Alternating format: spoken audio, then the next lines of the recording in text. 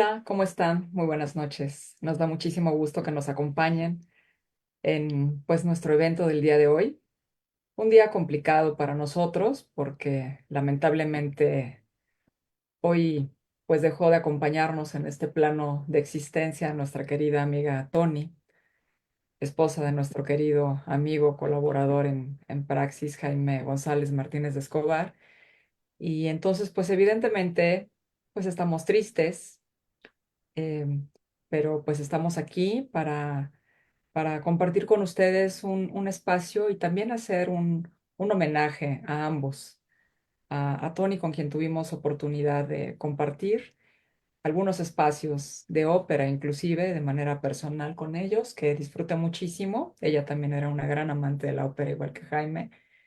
Y pues bueno, qué mejor homenaje que tenerte aquí, José, en esta segunda entrega de lo que tiene que ver con tu experiencia en el psicoanálisis, porque el arte no es ajeno al psicoanálisis y el arte no te es ajeno a ti, y en tu camino de vida personal, el arte siempre ha estado marcando ahí una línea, y no solamente una forma de arte, o sea, has estado ahí con la música, con la pintura, con la escultura, con la escritura, ¿no? Entonces, qué mejor homenaje que tenerte hoy acá y hablar de tu experiencia en el psicoanálisis, pero por la vía del arte. ¿Cómo estás, José? Buenas noches. Pues, muchas gracias, Luz. Y pues, verdad, pues, me siento, acongojado por la muerte de Tony. Ellos son amigos míos de hace más de 30 años.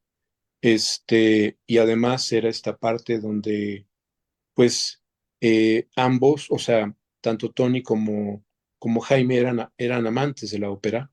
Entonces, cada vez que íbamos a la ópera, ahí estaba Jaime y Tony, y entonces era delicioso después, digamos, entre cada una de las escenas, en todo esto, irnos a tomar una copita y platicar y después regresar a la ópera. Incluso eso lo hicimos cuando fue la ópera transmitida desde el Met.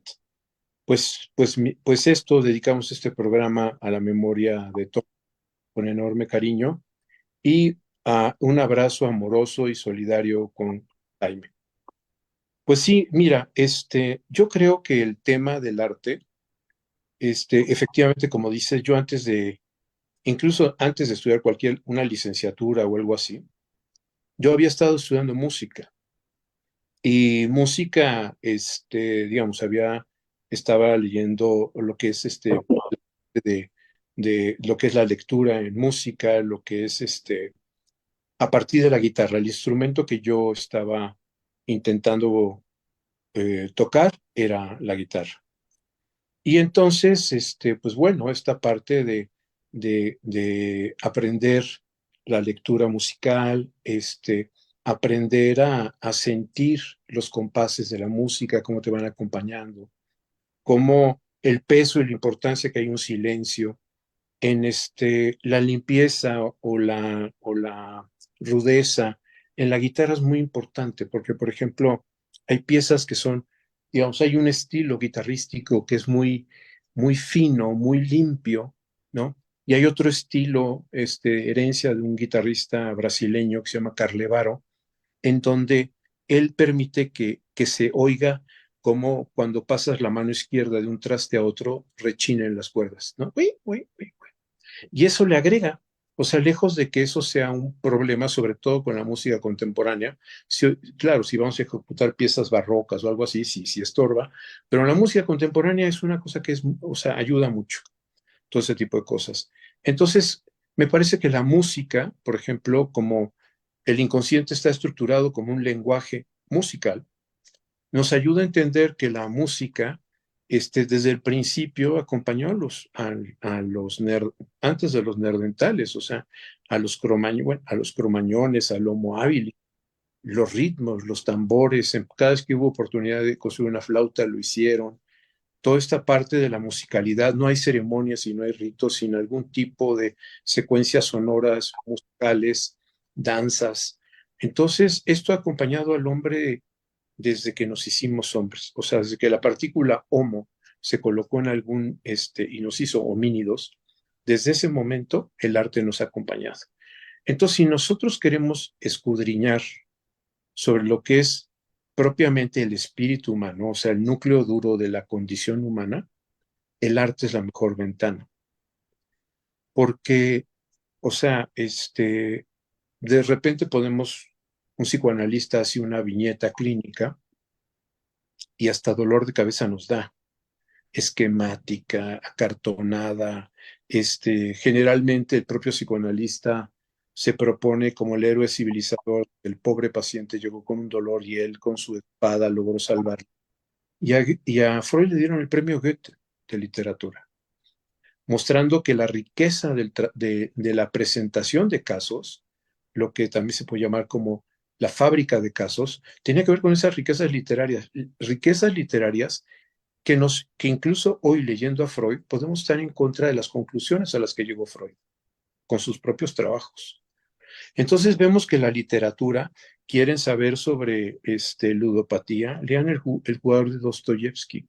Ahora que estamos pues de luto, Luz, que estamos en este proceso de duelo, qué mejor que leer La muerte de Iván Ilich, ¿no? León Tolstoy, cómo nos va llevando a esta cuestión. Ver el cuadro de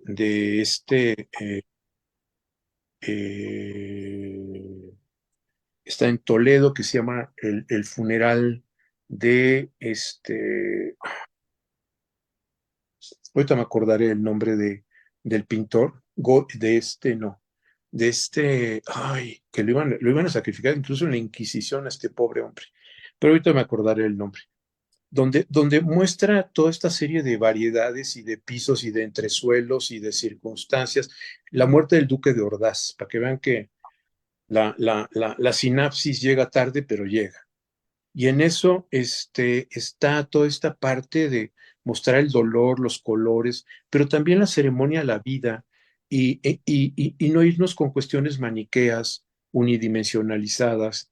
El arte muestra las contradicciones del espíritu humano, amamos, odiamos, somos grandes y pequeños, somos efímeros, todas las circunstancias que vivimos desaparecen y nos vamos convirtiendo en otras cosas.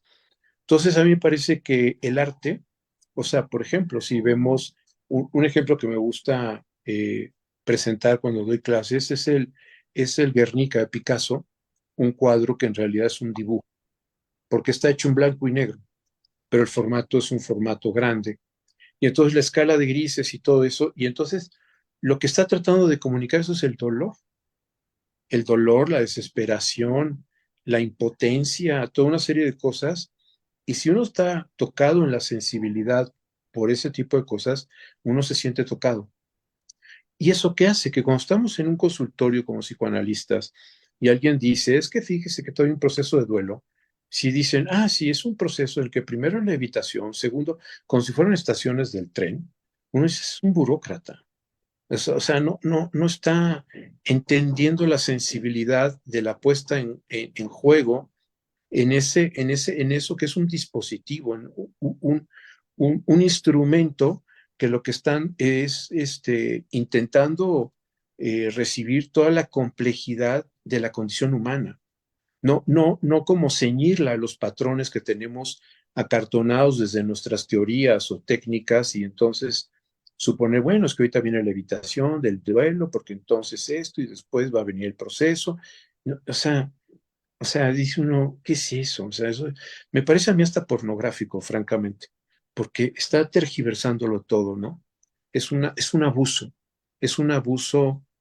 a las dificultades, a la complejidad, y donde además estos procesos, esta cuestión, cuando uno está viviendo estas cosas, ahí hay que emprender una cosa que Freud llamó el trabajo del duelo. Y ese trabajo del duelo es como el trabajo del arte, es enfrentarse al duelo, es enfrentarse al dolor, es lo que hizo el Guernica. En algunos casos, sublimarlo a partir de la construcción de poemas, de otra serie de vías. Llorarlo con toda la fuerza y todo eso también son vías de la sublimación, porque no nos matamos, ¿no? Son caminos para que nos da un cauce para esto. Entonces, Freud felizmente nos enseña el camino de la sublimación, de varias vías, y la sublimación, que no se les olvide que también es de la pulsión de amor. Entonces el arte tiene esa complejidad, esa riqueza, esos planos, esa diversidad de perspectivas que nos ayudan a ver cosas como pues, los celos, ¿no? Desdémona, ¿no? Porque es matada asesinada por Otelo desesperado, ¿no? Porque Yago le metió todas las historias para hacerlo. Entonces vemos eso, el poder de alguien que estás usando, el miedo, los celos, la celotipia, cómo actúa, esta parte donde el celoso ya delira, el celoso ya no va, ya no tiene dudas, tiene certezas, no sabe con quién, no sabe cuándo, no sabe qué, y eso nos lo enseña Shakespeare, ¿no? Entonces creo que si queremos tener más elementos para dar cuenta del espíritu humano, no puede ser sin el arte, la poesía, desde luego. Qué bonito esto que nos dices, porque pues finalmente entonces el arte en todas estas manifestaciones es un vehículo para podernos permitir no olvidarnos de lo que es la condición humana. Y cuando estamos hablando de la praxis psicoanalítica, estamos hablando de condición humana. Entonces no puede ser sin estar recordando ese tipo de condiciones que hacen que seas humano. Entonces, este vehículo que nos permite la música, la poesía, la literatura, pues nos da cuenta de esas cosas que a veces no queremos ver. Y efectivamente, qué importante también esto que dices, ¿no? Cuando estamos hablando de un procedimiento, todo esto se pierde, porque entonces la singularidad de lo que puede representar lo humano, entonces ya no está puesto ahí. Dijiste que lo inconsciente está estructurado como un lenguaje musical. ¿Cómo es eso? ¿Cómo funge ahí el tema de las partituras, Cuando, cuando, reglas? ¿Qué hay?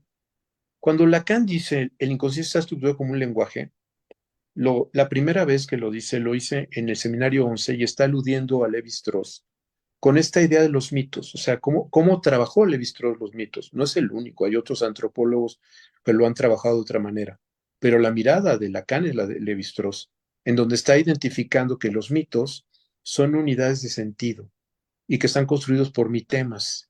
Entonces, los mitos están estructurados como un lenguaje. Se puede ver la estructura de lo que quiere comunicar el mito. Los ritos están estructurados como un lenguaje. Y entonces se puede ver la estructura de los ritos, todo este tipo de cosas.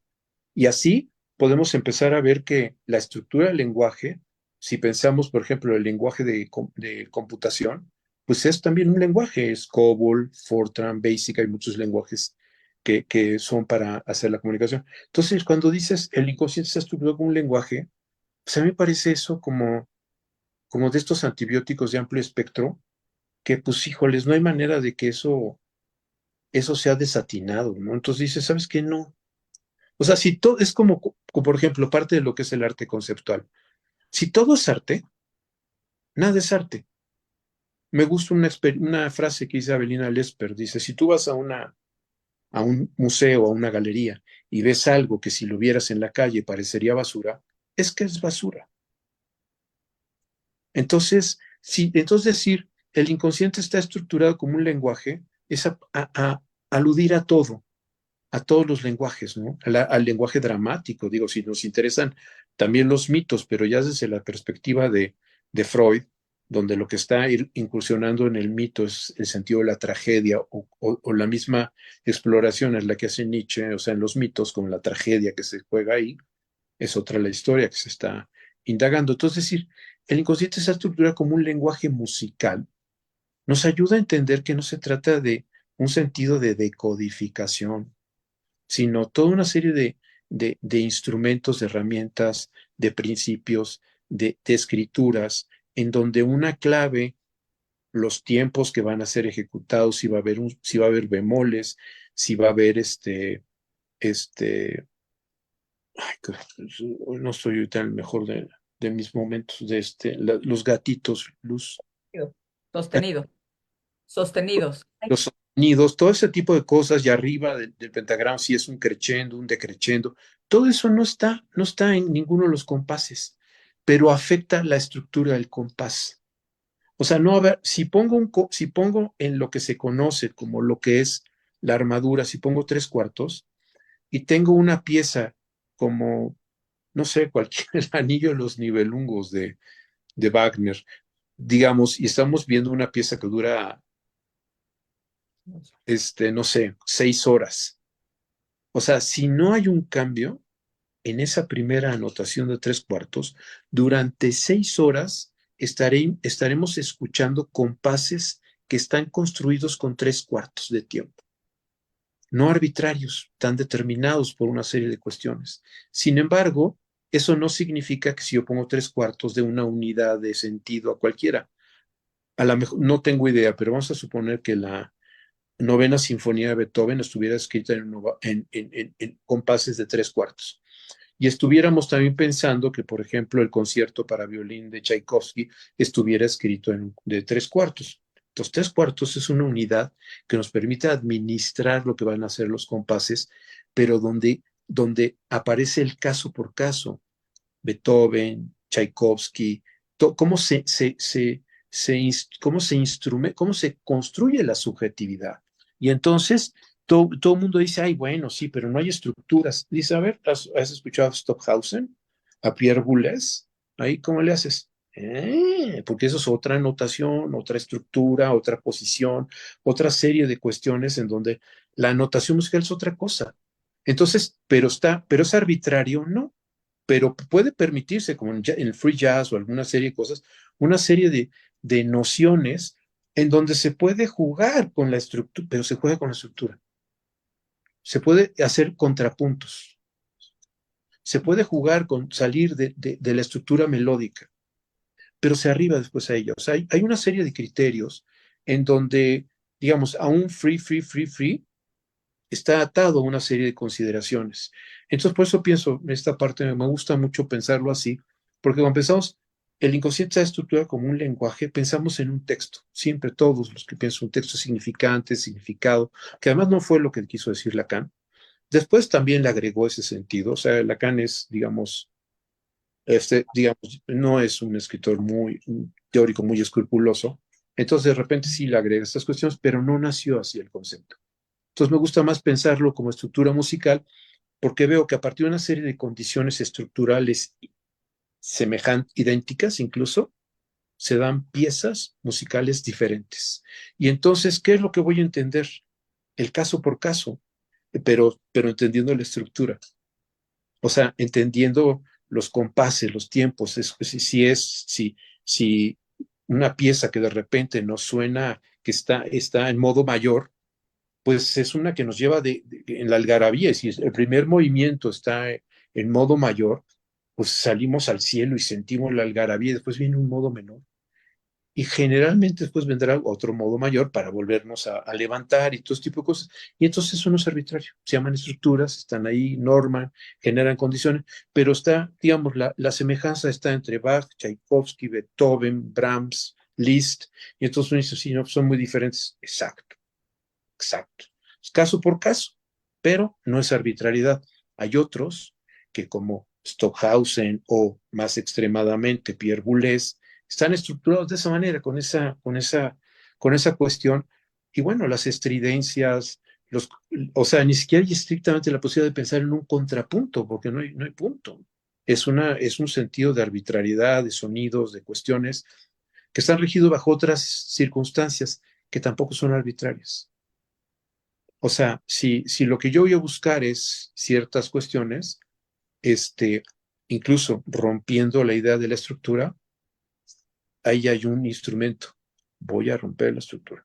Entonces ahí donde vaya a esperar yo un acorde que pueda ser consonante, busco la disonancia. ¡Tuing! ¿No? Cosa que sea Beethoven, digo nada más para los que piensen que esto es muy moderno, no es moderno, ¿no? Entonces acordes disonantes o consonantes, pero todo eso no es arbitrario, son estructuras que norman. Entonces eso me ayuda a mí a pensar cómo a partir de estas cuestiones la subjetividad camina, ¿no? podemos ver las diferencias y que no es lo mismo alguien que esté estructurado en un modo Pierre Boulez que alguien que esté estructurado en un modo barroco. Bien, qué interesante la manera en que lo estás planteando, porque, pues sí, hay ocasiones en que tendemos a imaginarnos también a los autores como algo así cuadrado, y esto que estás diciendo es real. Hay una estructura sobre la que se tiene que escribir la música, pero en medio de esa estructura hay una escritura. Y esa escritura también, por ejemplo, cuando tú ves una obra de Beethoven, una sonata simplemente, te das cuenta que está dividida en movimientos y claramente esos movimientos no los pudo haber escrito en un mismo momento. Entonces, yéndonos a una de las más conocidas, la Casi una fantasía de Beethoven, empieza con un modo calmo, sereno, tranquilo, hasta menor, y después viene con un allegro. Y sigue siendo la misma pieza, y sigue siendo la misma estructura, pero cambia inclusive el tema de las alteraciones para volverlo mayor después de venir menor. Y entonces te permite justamente el tratar de ver eso de la subjetividad, que es la misma estructura, pero puedes escribir diferente. Y hay una más, ¿no, José? La interpretación, porque, pues bueno, todos los que dijiste son compositores y están dejando ahí la obra. Pero si tú interpretas, que fue tu caso, por ejemplo, cuando estudiaste guitarra, las cosas cambian, porque si tú interpretas a uno, no lo vas a interpretar igual que como lo interpreta el otro o el otro. Y entonces viene una modificación más, ¿no? Claro, porque además, y que eso también es muy importante para los analistas, o sea, que entiendan que la interpretación en psicoanálisis no es una decodificación como muchos piensan, ¿no? Es que está diciendo esto, entonces ahí donde usted está hablando de estas banderas son falos. O sea, no. O sea, la interpretación es esto que estamos diciendo, es eso mismo escuchado, ¿no? Desde otro lado. Usted está diciendo esto y esto y esto, es así, o sea, entonces, y eso lo decía Lacan en el seminario uno cuando está hablando precisamente de ¿cómo se llama? De la ciudad de Dios, este, y está hablando ahí de que finalmente el que sanciona lo dicho es el que escucha. Entonces es una escucha activa, ¿no? Esta idea donde el silencio, la escucha. Entonces, no sé, por eso cuando hablan del primer acto, el primer acto psicoanalítico que implica que no hay motilidad, es la escucha, porque es una escucha activa. Y entonces, si una persona está hablando de una serie de cosas y yo repito algunas de esas cosas, la persona que habla va a ver que aquello que dijo, que que yo escuché es aquello que yo estoy repitiendo, para decirlo de una forma, así, sin agregar cosas. No significa que los psicoanalistas sean loritos, ¿no? Que repitan cosas, pero sí para entender que la interpretación tiene que ver con no agregar algo y que tiene que ver simple y sencillamente con la intención y que también esto, como tú lo estás diciendo, de otros momentos, de otras circunstancias, que es eso, ¿no? Una interpretación. Sí, bueno, tiene que ver con no agregar algo, pero no podemos dejar fuera que es posible hacerlo. O sea, Claro, cuando tú estás en el estudio de una obra musical, entonces tú puedes estudiar y puedes estar, por ejemplo, no habiendo escuchado la obra antes. O sea, eso quienes hemos escuchado en digo, estudiado en algún momento nos ha pasado. Te ponen una obra para que tú la interpretes y entonces la estás estudiando, nunca la has escuchado. Y entonces es muy fácil que tú le estás imprimiendo todo hasta ver otras cosas que no están puestas ahí. Y después hay que regresar a la modificación porque eso alteró toda la obra. Y entonces en el momento en el que está la revisión, hay otra obra de lo que estás hablando ahí. Y entonces habrá que llegar. Entonces, sí, claro, hay que respetar exactamente lo que está escrito, hay que interpretarlo respecto de eso, pero eso no quiere decir que no pueda ser factible que te derrapes y que entonces tú pienses que allí había otra cosa que tú crees que se oye mejor y hasta te acostumbras a escucharla así. sí, pues de hecho existen, por ejemplo, lo que algunas lo platicamos, las escuelas interpretativas de Tchaikovsky, la escuela alemana y la escuela rusa, y tú lo oyes, o oyes el Beethoven del último director de la Orquesta Sinfónica de Berlín, de Karajan, y Karajan se sube en un Ferrari hecho la raya, ¿no? O sea, la velocidad de Karajan es excesiva, o sea, Beethoven pero está tratando Karajan de adaptarse a los tiempos y los gustos contemporáneos. Entonces, la pieza que podría tocarse y durar más tiempo, Karajan hace que sean más breves, más cortas, hace que dure menos, porque le está imprimiendo otro ritmo, ¿no?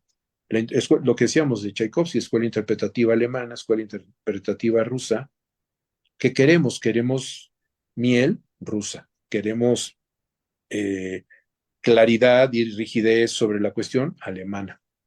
Ambas tienen sus cosas.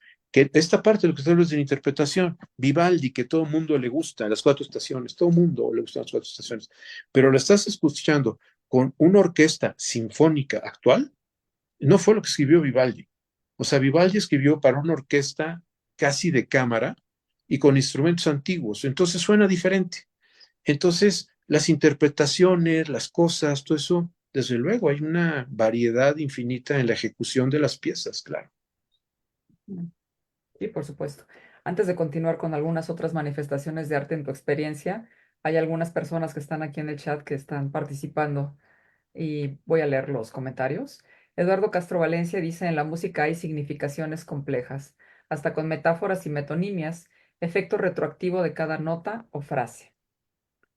Um, Luego dice, repeticiones desfiguradas, también dice Eduardo Castro. Dice Leslie Crawford, uno puede saber la escritura de la música, pero el vivirlo. Hay veces que sales de esas reglas. En la película de Soul lo interpreta como ese otro lugar, dimensión a donde uno va, que va más allá de esa misma escritura.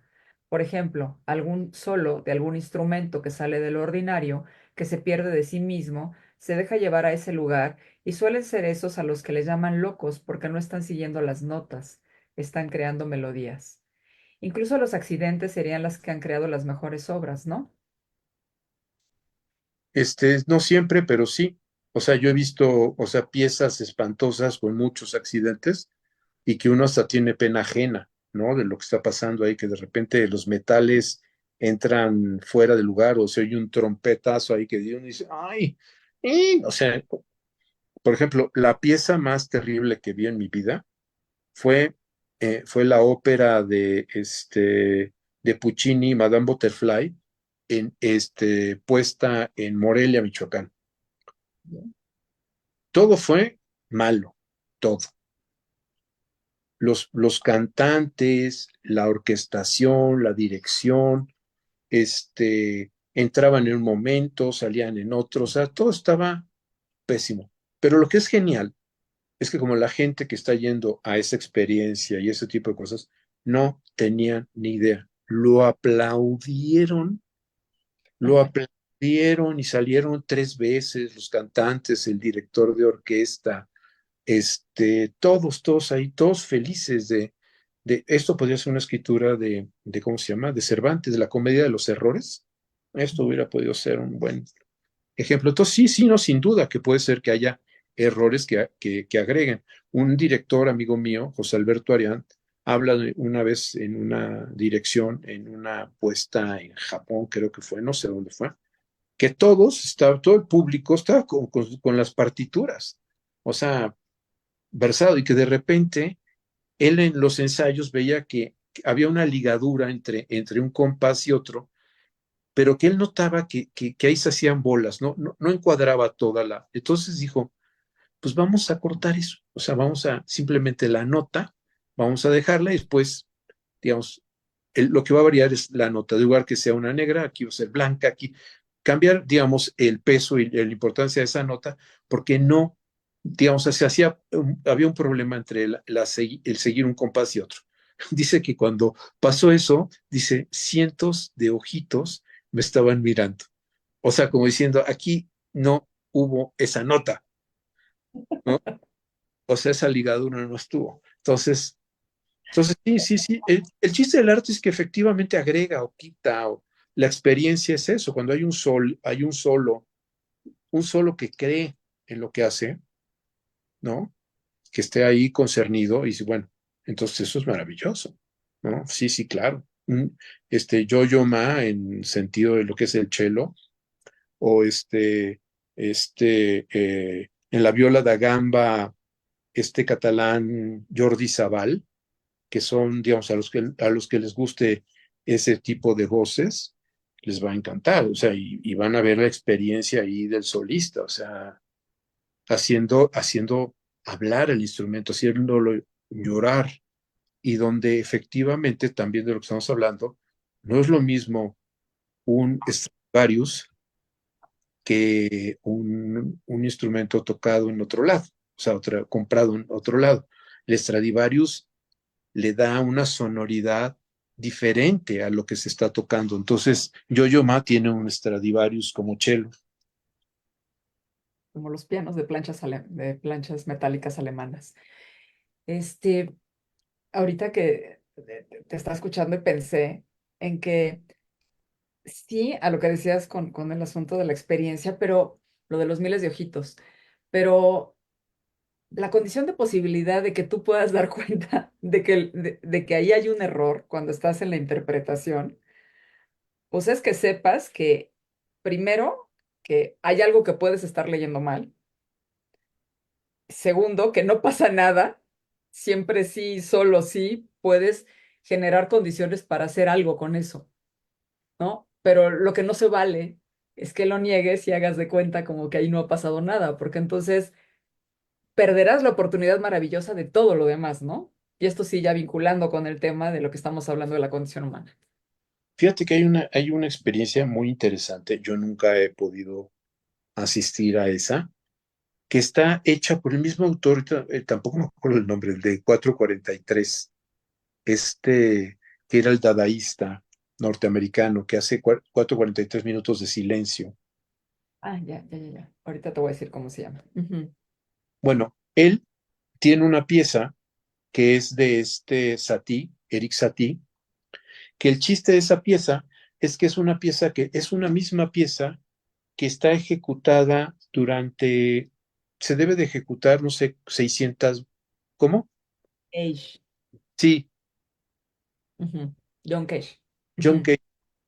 John Cage, que es sinceramente es el único dadaísta que yo respeto, este, bueno, y Sass, ¿no? Cuando rompe con toda la tradición, Sass porque rompe, y Cage porque siento que hizo las cosas bien, ¿no?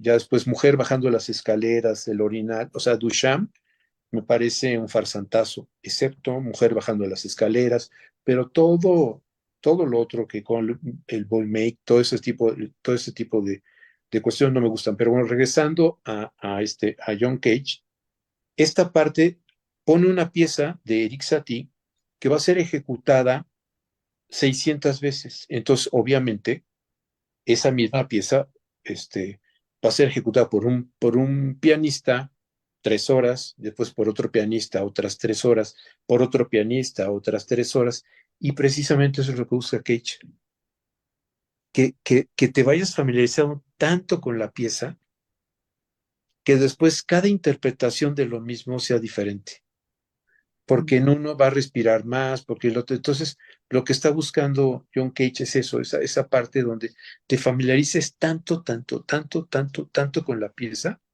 que cada ejecución sea diferente, ¿no? Porque tardan, porque el silencio, por esto, por lo otro, ¿no? Ujú. Dice, dice Leslie, también puede haber disonancias que no suenen tan mal, que sean parte del sonido o experiencia que se busca. Ah, Muchas claro. personas usan las disonancias para darle esos toques a la canción. Pero bueno, pues sí, hay de todo, es correcto. Eduardo Castro nos ayudó con John Cage, Pero, efectivamente. pero la disonancia no es una cosa maravillosa. Las disonancias son extraordinarias. O sea, pueden ser instrumentadas, son cosas que extraen con la pieza. O sea, hay una pieza construida por Beethoven que es un cuarteto de los últimos cuartetos, de las últimas cosas que construyó Beethoven, que si ustedes lo oyen, están oyendo jazz. Y el señor estaba en Berlín, no tenía relación con negros, pero su espíritu de estar indagando y toda una serie de cosas lo hace incluso jugar con todo ese tipo de cuestiones. O sea, es auténticamente, es impresionante. Entonces eso, o sea, como decir, claro que la disonancia es importante, claro que sí, y las estridencias, o sea, no solo, hay veces que el piano se tiene que ejecutar o sea, de manera muy violenta por las piezas. O sea, si ustedes ponen, o sea, si ustedes ponen a este pianista de Las Vegas, no me acuerdo cómo se llama, a ejecutar a Tchaikovsky, o sea, yo puedo asegurarles a ustedes que la ejecución seguirá cada una de las notas. Perdón, Ay, no, pero es en Chopin. O sea, en Chopin, o sea, si está tocando una pieza de Chopin, lo puede estar haciendo bien, pero si el tipo está verdaderamente concernido, tocado, lo que está tocando de Chopin, no puede una polonesa como si estuviera tocando el arpa. O sea, habrá momentos en que tenga que darle fuerte a la mano izquierda, a los bajos, la cuerda pedal, a veces hará que los sonidos de entre todos los compases se medio confundan. O sea, habrá cosas ahí muy, muy importantes y sí es acto interpretativo, pero también hace ahí Chopin. Chopin era un romántico de acero inoxidable. ¿qué tienes contra los románticos? Era maravilloso. Nada, nada, no, al revés, yo creo que yo estoy con el pensamiento romántico. Sí. Bueno, las disonancias forman parte de la estructura. O sea, a mí me parece que justamente si hay tantas claves, porque digo, está la más conocida que es la de sol, pero está la de sol en todos sus lugares, la de fa en todos sus lugares, la de do en todos sus lugares, más todos los sostenidos, más todos los bemoles en cada una de las claves. O sea, todo eso son exactamente los elementos y las herramientas que se tienen para poder colocar en la escritura musical todo eso de lo que se pueda hablar, ¿no? De lo que se puede escribir, entre ellas las disonancias, ¿no? Claro, yo pongo la clave de sol en la segunda, sí, en la partitura, en la segunda línea, lo que le estoy diciendo al ejecutante es que ahí está el sol. Ujú. Entonces, Pues, por lo tanto, tendrá que inferir que las otras notas son otras notas. correcto, así Entonces, es. claro, ¿Sí? Que se pueden llamar sí, pero están en otra tonalidad diferente a la que normalmente conoces. Y eso evidentemente pues ya construye cosas distintas. claro, Pero abre la posibilidad de las disonancias y de las armonías distintas, ¿no? Y sí, las, bueno, caso similar con el tema de la pintura, ¿no? Porque habrá que decir que ya dijiste algo, por ejemplo, relacionado con el asunto del Guernica de Picasso, pero tu relación con la pintura también ha sido importante. Y también esa relación con la pintura te ha permitido ir transitando cosas que tienen que ver con la condición humana, igual que con la música, ¿no? pues sí. Y también creo esa parte que les decía de que el espíritu humano está concernido por las artes, todas ellas, y la pintura sin duda. O sea, si pensamos, por ejemplo, en las pinturas de las cavernas, en donde están representados animales, grupos de cacería, e incluso, fíjense, hasta dentro de las cavernas se han encontrado pinturas abstractas y se ha especulado sobre por qué esas, y con geometrismos, ¿eh? No crean que abstractas en un sentido lineal, no, llena de geometrismos. Y entonces dice uno, ¿cómo fue eso?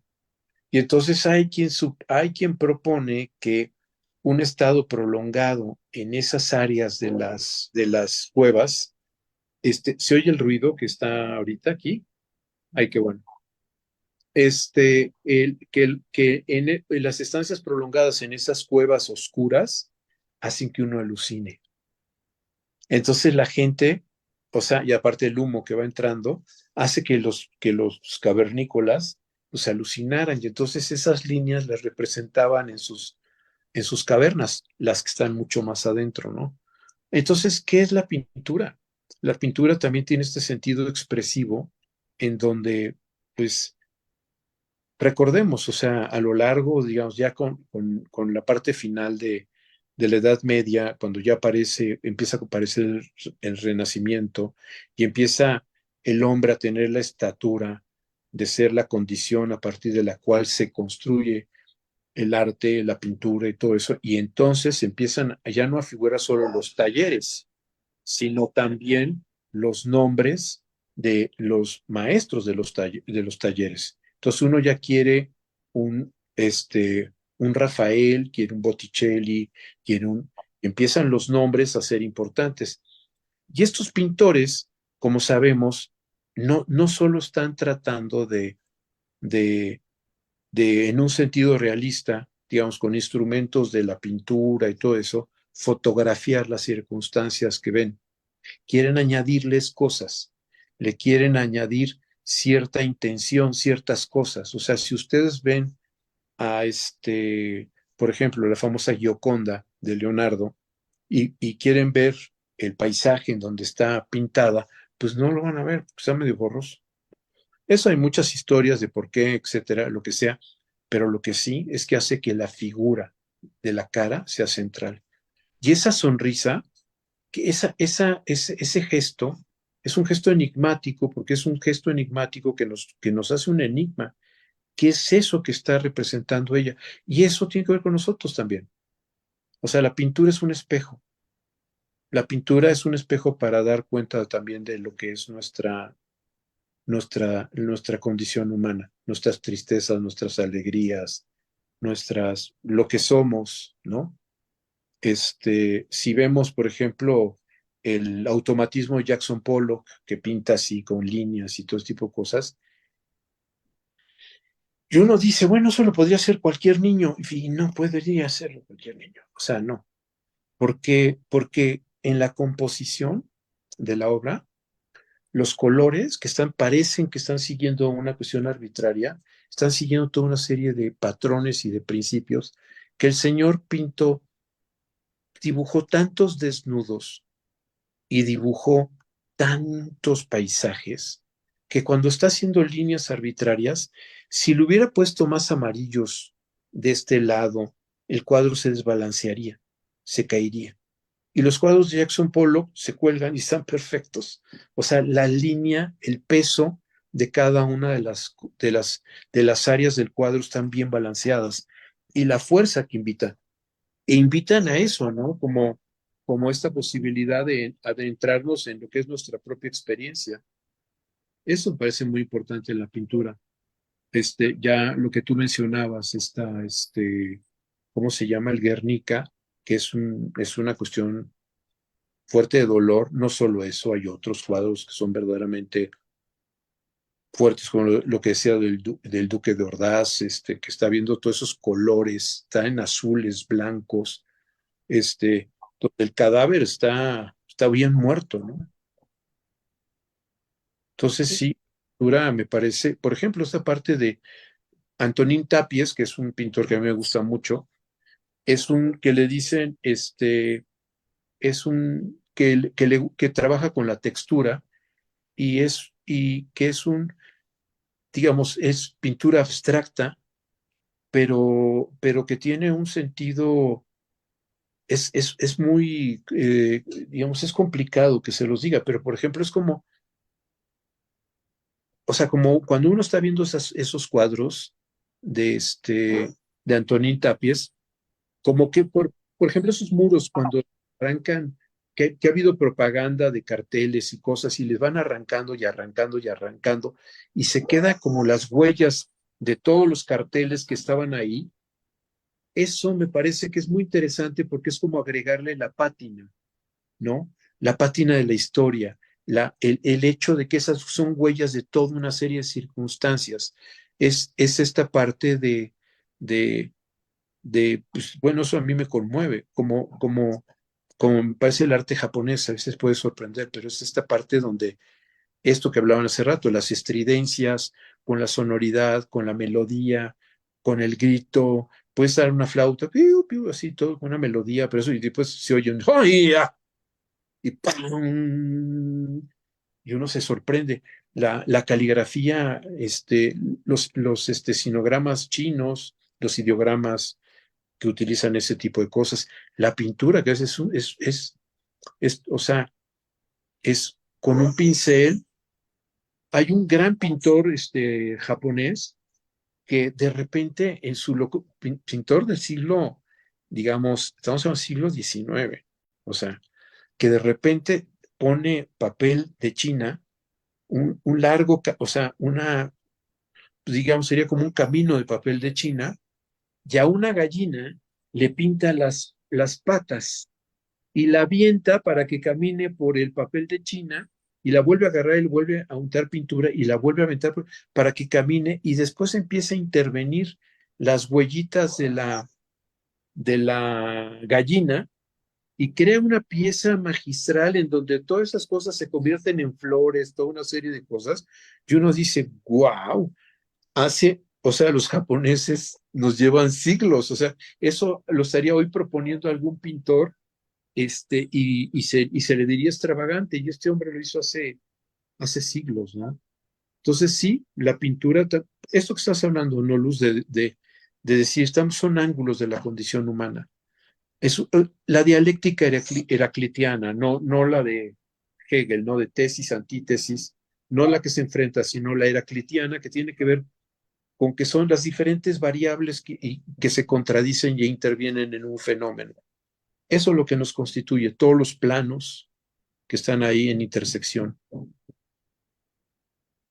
¿Por qué todo este conocimiento que tienes hoy que estamos hablando respecto del arte y que está incorporado contigo claramente, tiene relevancia para el tema de la transmisión y la praxis psicoanalítica?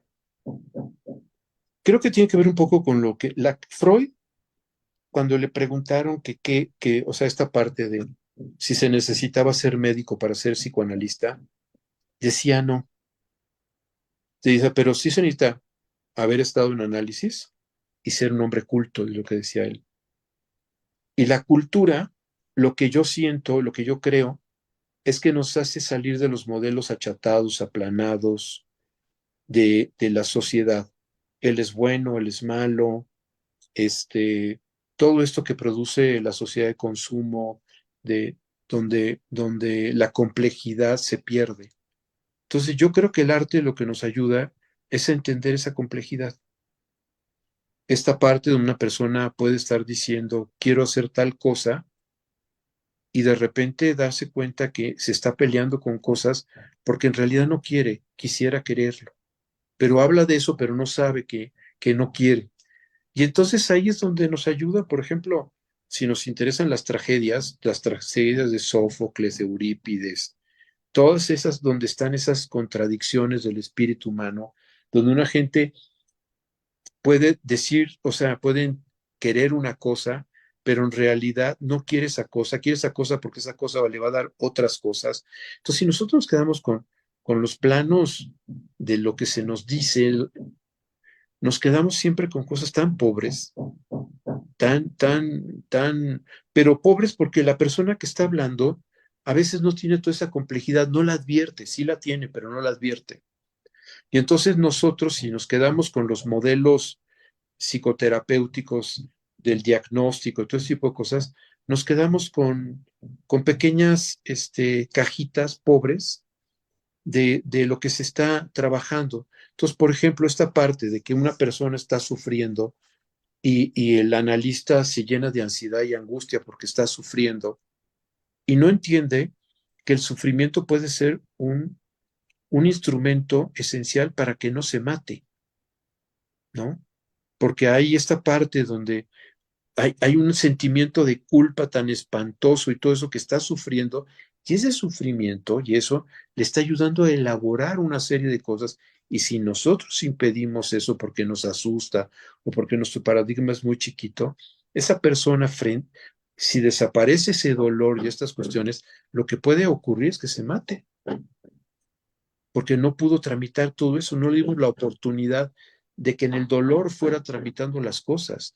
En el dolor vienen muchas cosas de capilaridad, lo mismo que la angustia. O sea, la angustia, no hay la angustia, hay las angustias, ¿no? Digamos, las declinaciones de la angustia, de cómo se da caso por caso, en qué periodo, en qué época, en qué circunstancia, bajo qué cosas. Y nosotros no podemos como ver que hay angustia y entonces buscar pacificarla o frenarla o disminuirla, sino ver, allá hay un índice de que se está mostrando la angustia. ¿Por qué? Eso nos da la literatura, eso nos da el arte. O sea, si uno lee a Rimbaud y senté a la belleza, senté ¿qué es la belleza o la alegría? La belleza en mis rodillas. Belleza en mis rodillas y la encontré amarga. Y empieza el poema con un dolor a la existencia, diciendo que, que, que, que quisiera que le dieran un culatazo en la boca porque ya está harto de toda una serie de cosas. Y en el mismo poema vemos cómo se empieza a reconstruir, a buscar la llave, como lo dice él, y la encuentra, felizmente. Pero el tema es ese, o sea, entonces, o sea, me parece importante todo este sentido, por ejemplo, el arte y la sublimación. Hoy le llaman cuarto nudo, pero digamos, desde antes de que tuviera nudos, la sublimación, desde antes que se hicieran, que hubiera tanto nudo, la sublimación, Freud lo invitaba, decía, ¿saben qué? A sublimar la pulsión de muerte, a sublimar, y el arte es el lugar adecuado para la sublimación, ¿no? Entonces vemos en los artistas, por eso hay muchos artistas que están llenos de muchas clases de sufrimientos, de dolores, de malestares, de confusiones, de todo eso. O sea, Mozart era un hombre profundamente perturbado, ¿no? Este, ¿no? Que me acordé de la experiencia de Friedrich de Nietzsche, cuando le llega a Nietzsche, le lleva sus composiciones a Wagner, y Wagner le dice, híjoles, no, mano, mejor dedícate a otra cosa. Qué bueno que se dedicó a otra cosa Nietzsche, ¿no? Porque tenemos un gran filósofo. Y si tienen la oportunidad, la UNAM hizo una grabación de las piezas de Nietzsche. Y si ustedes tienen la fantasía de lo que es un bar bávaro de cervezas, eso parecen las piezas de Nietzsche, ¿no? Piezas para un festival, para un bar bávaro de Alemania. Pero bueno, regresando a eso, es por eso, Luz, yo creo o sea, me parece peligrosísimo que los técnicos estén trabajando con el espíritu humano, que estén trabajando con la dimensión humana, con la complejidad de la condición humana, con las contradicciones, con todo este tipo de cosas, y que tengan esa normatividad de el vademecum psi, que puede ser los sistemas de diagnóstico, ¿no? Y de clasificación. Y pues casi, ¿no? Como, tacatá, lotería, ¿no? Van buscando las cositas para llenar su cuestión. Entonces, sí creo que el arte para el psicoanalista lo que le va a agregar es densidad, le va a agregar complejidad, le va a agregar la posibilidad de entender la otredad más desde la otredad, sin tratar de hacer la mismidad, ¿no? Sino darle la oportunidad al otro de ser distinto, de semejante, y darle la oportunidad que exista, que sea. Sí, por supuesto. Bueno, casi se nos va el tiempo en esta agradable interacción de esta noche. Em, pero esto que estás diciendo, incorporar todo esto que tenemos frente a algo complejo. O sea, no me cabe la menor duda que deberán haber disciplinas que tal vez puedan estar acotadas por una técnica, porque las condiciones de la disciplina así lo vean. Pero estás hablando de la condición humana, no puedes hablar de la condición humana de lejos. O sea, estaría muy fácil decir que hay algo que solamente es por una vía y que sea así, y que solamente vayas poniendo palomitas como para poder simplemente decir ya.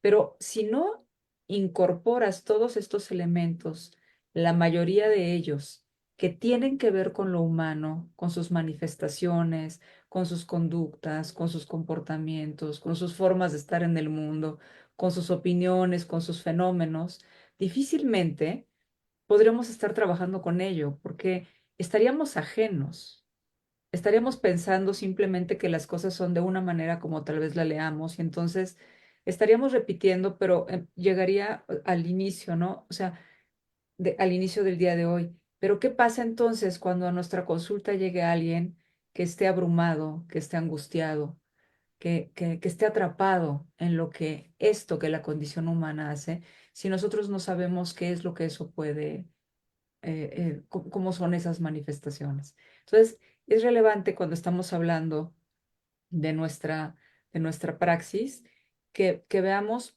lo importante que es tener todos estos elementos como tú los tienes y cómo esto te permite a ti generar opiniones y posturas críticas desde esos lugares en los que estás.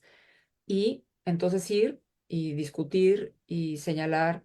Y pues bueno, habrá quien esté de acuerdo, habrá quien no, pero finalmente ahí están los elementos que estás planteando desde el lugar en el que los estás planteando, ¿no? Sabes, quizá ahorita con lo que estabas diciendo, creo que hasta hay un resumen muy fácil. Creo que el arte, digamos, todas las manifestaciones del arte, si el psicoanalista se deja sumergir en ellas, se deja tocar en ellas, se deja concernir por ellas, lo que va a hacer es simple y sencillamente que su forma de escucha, que su forma de proponerse, que el performance, que es el dispositivo analítico, tenga mayor densidad y mayor dignidad para aquel que paga la sesión y que le permita a esa persona entender esa dignidad y esa complejidad y esa riqueza de lo que es su singularidad, su condición de huella digital. No, pues bien, extraordinario resumen. Y pues José, muchas gracias. Gra- Siempre un gusto poder compartir contigo los espacios, más ahora cuando nos puedes aportar todo este tipo de elementos que a veces, pues, tal vez quienes podamos estar más cerca podamos conocer, pero esto permite también ir dando cuenta de eso que es importante que incorporemos a nuestra praxis y por qué a veces ocupamos ciertos temas para justamente estarnos pues, caminando por ahí, por esos recovecos escondidos de la condición humana, de la subjetividad, ¿no? Así es que, pues muchas gracias, José. Me parece que ha sido un encantador espacio, pues en honor a quien lo hicimos hoy, en honor a nuestra querida Tony y a nuestro querido Jaime, a quien abrazamos con mucho cariño. Y pues por aquí nos encontraremos en la próxima. Te vemos todavía con una sesión más en diciembre. Lo estaremos poniendo en Facebook. También estaremos confirmando la participación de Jaime para el de ópera y psicoanálisis por razones obvias. Entonces, pues estén pendientes de nuestra transmisión. Así es que muchísimas gracias a todos y todas por habernos acompañado y nos encontramos en la siguiente. Muchos saludos. Bonita noche. Gracias, buenas noches a todos.